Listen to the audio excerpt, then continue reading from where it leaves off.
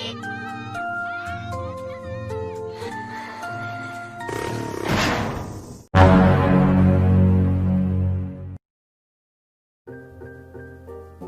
guys, kembali dengan saya di Gabut Channel.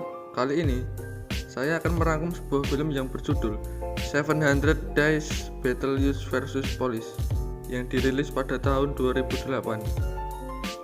Dan tanpa berlama-lama langsung saja kita menuju ke alur ceritanya.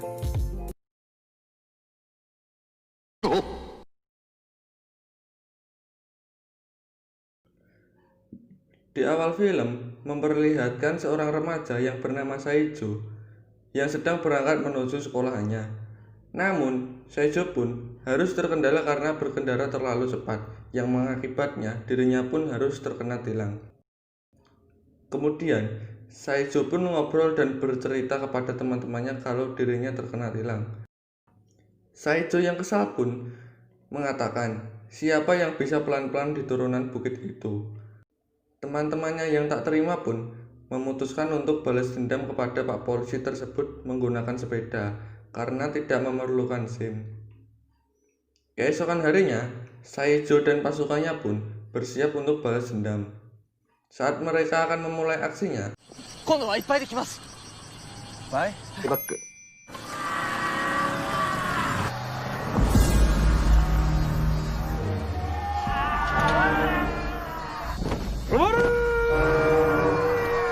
tak disangka, polisi pun malah menjebak mereka dengan menambah jumlah anggotanya.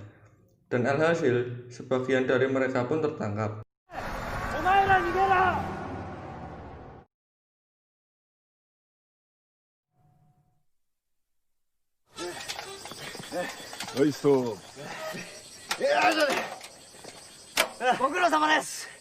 Namun, gobloknya, ada satu orang yang dikenal sebagai si sepeda nenek malah menyerahkan diri.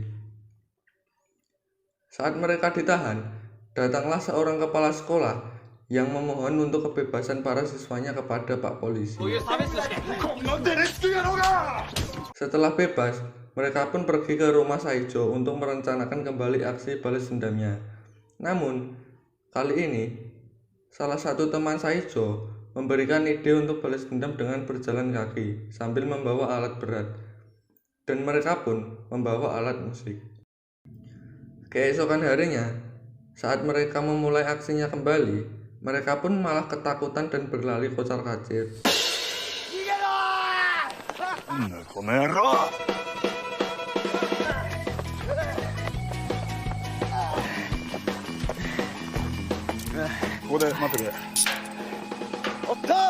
Dan alhasil, sebagian dari mereka pun tertangkap kembali. Dan Pak Kepala Sekolah pun kembali datang untuk kembali meminta kebebasan para siswanya kembali kepada Pak Polisi. Setelah kembali bebas, mereka pun memutuskan untuk berenang. Malam harinya, mereka pun kembali menjalankan aksinya. Namun, kali ini lebih ekstrim, yaitu menggunakan petasan tembak untuk menembak Pak Polisi.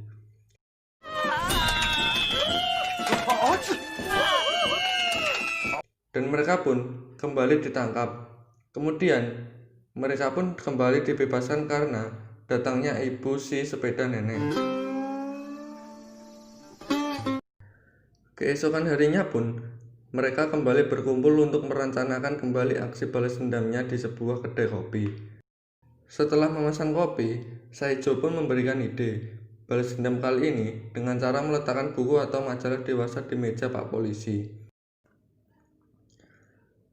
Namun, mereka pun dibuat terkejut oleh kecantikan pelayan di kedai kopi tersebut. Hari berikutnya, terlihat si sepeda nenek berjalan dengan pakaian rapi untuk pergi ke kedai kopi, yang tak lain untuk bertemu dengan pelayan kedai tersebut. Sambil membayangkan si sepeda nenek yang sedang bermesra-mesraan dengan si pelayan,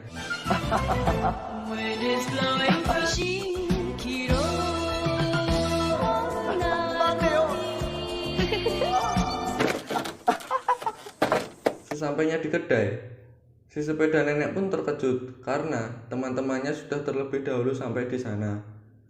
Hari berikutnya pun mereka lagi-lagi datang ke kedai. Namun, kali ini mereka kehabisan uang. Saijo yang kesal pun menegaskan untuk kembali ke misinya dan melupakan gadis pelayan tersebut. Lalu, aksi selanjutnya pun akan dimulai. Saijo pun menyuruh si sepeda nenek untuk meletakkan buku-buku itu di meja Pak Polisi. Si sepeda nenek yang sedang jatuh cinta kepada pelayan kedai itu pun merasa sangat berani untuk melakukan misi balas dendam kali ini.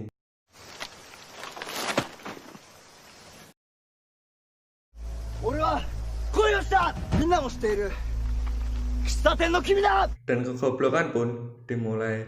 Si sepeda nenek pun meletakkan buku-buku itu di meja Pak Polisi.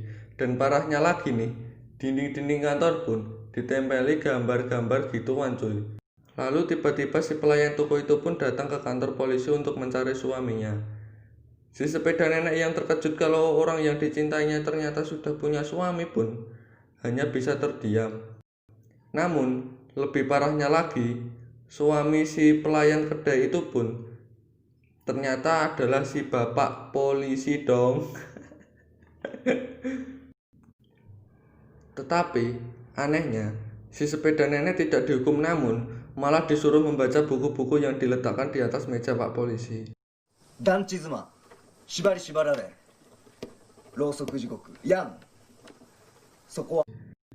Dan si sepeda nenek yang patah hati pun kembali ke teman-temannya.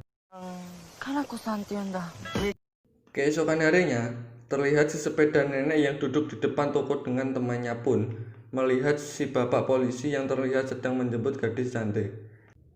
Si sepeda nenek yang tak terima kalau Kanako dikhianati pun mengajar Pak Polisi tersebut.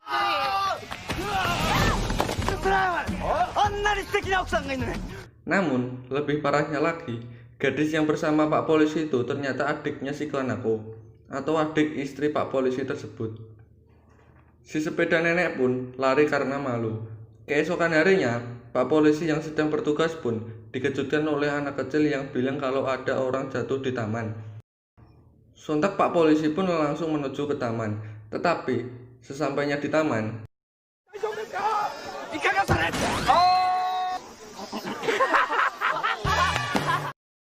dan ternyata itu semua adalah ulah si Saijo yang memanfaatkan anak kecil tersebut. Setelah berhasil mengerjai Pak Polisi, mereka pun memutuskan untuk makan mie goreng di sebuah toko. Namun, setelah memakannya,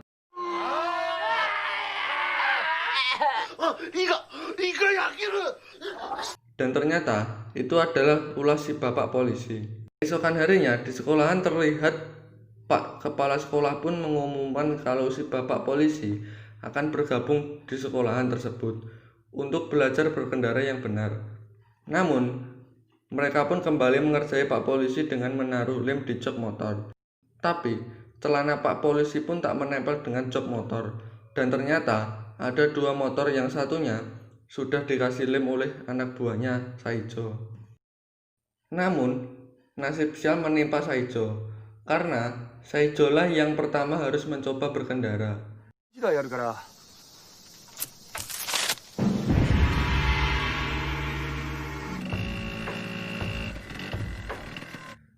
Dan hasilnya pun Saijo harus merelakan celananya. Sepulangnya Saijo dari sekolahan, Saijo pun melihat para gadis yang sedang berlari-lari. Dan karena Saijo orangnya sangean, menjadi gagal fokus dan menabrak pembatas jalan.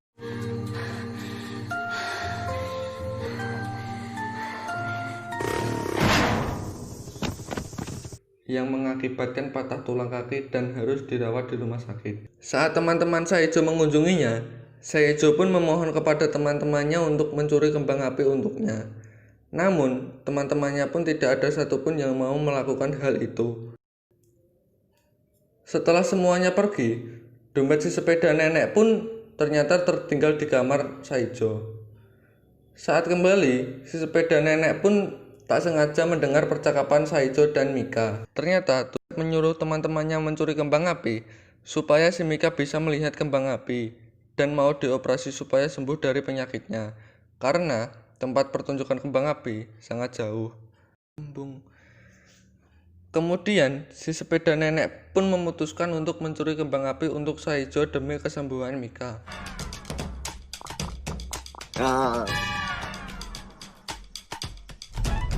帰って目立つ。あ、これだこれだ。Namun, sebelum itu, si sepeda nenek pun memberitahu semua temannya menggunakan surat. Hari pesta kembang api pun telah tiba, dan si sepeda nenek pun akan memulai aksinya. Namun, hanya 2 temannya yang datang untuk membantunya. Dan mereka pun memulai aksinya, dengan si sepeda nenek yang mengalihkan perhatian bosnya dengan pura-pura menjadi wartawan, dan 2 orang lainnya beraksi mencuri kembang api. Setelah berhasil mencuri, mereka pun kembali dibuat repot dengan tumpukan sepeda yang begitu banyak, sehingga mereka harus mengangkatnya.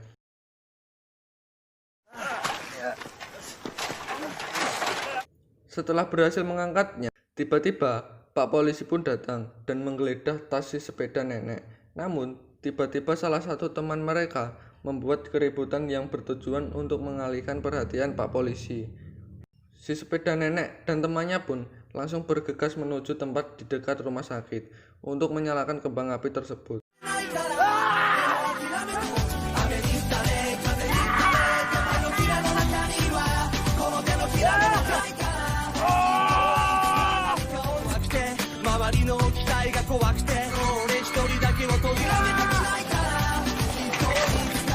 Namun, tiba-tiba polisi pun kembali untuk menangkap si sepeda nenek dan temannya, dan hal tak terduga pun kembali terjadi, di mana mobil yang dikendarai Pak Polisi pun dicuri oleh seseorang yang tak lain adalah temannya si sepeda nenek. Hal tersebut berguna untuk mengalihkan perhatian Pak Polisi kembali, dan akhirnya kembang api pun berhasil dinyalakan.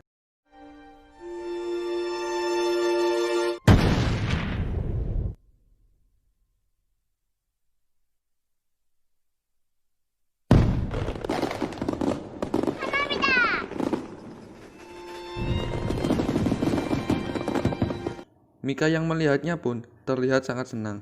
Namun, setelah itu, mereka semua pun ditangkap dan dibawa ke rumah sakit. Ternyata, Pak Polisi tersebut memberi kejutan kepada mereka semua dengan membeli banyak kembang api.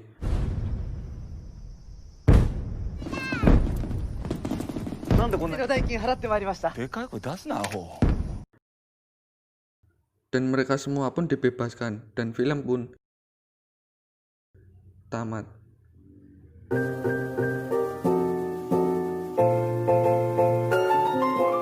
Menurut saya, ini film bener-bener gokil banget dah. Dan buat kalian yang bingung karena ada beberapa adegan yang gak nyambung sama alur ceritanya, ya karena inti dari film ini adalah komedi cuy. Jadi ya semoga kalian terhibur dengan film yang gue review kali ini cuy. Oke, sekian dulu dari saya. Semoga kalian terhibur dan sehat selalu. Sampai jumpa.